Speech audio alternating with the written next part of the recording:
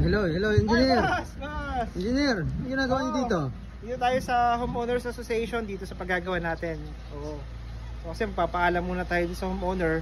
Bago tayo magsimula, kailangan magpaalam ka dun sa kung ano yung nasasakupan ng lugar. Oo. Engineer, tama yon. Kasi may mga subdivision na meron silang, anong tawag dito, yung mga rules and regulations. Oo. Kailangan mag-comply ka doon. Kailangan natin alamin, baka kailangan ganito, may ganyan. May mga provisions, ano? Oo, may mga iba-iba silang regulation tungkol sa pag-install ng solar panel. Alright, oo.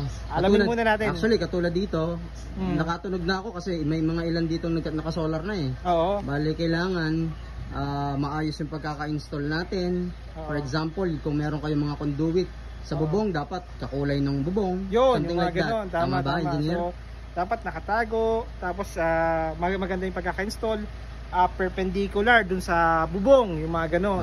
May mga provisions silang mga ganon, no? So pwedeng, meaning to say, pwedeng mantala yung installation. Kaya, imbis na magkakabit na tayo sa bubong, tigil kayo dyan kasi nga. Sige, engineer, may lakad din ako dyan eh. So, sige, sama na tayo. sige, tara.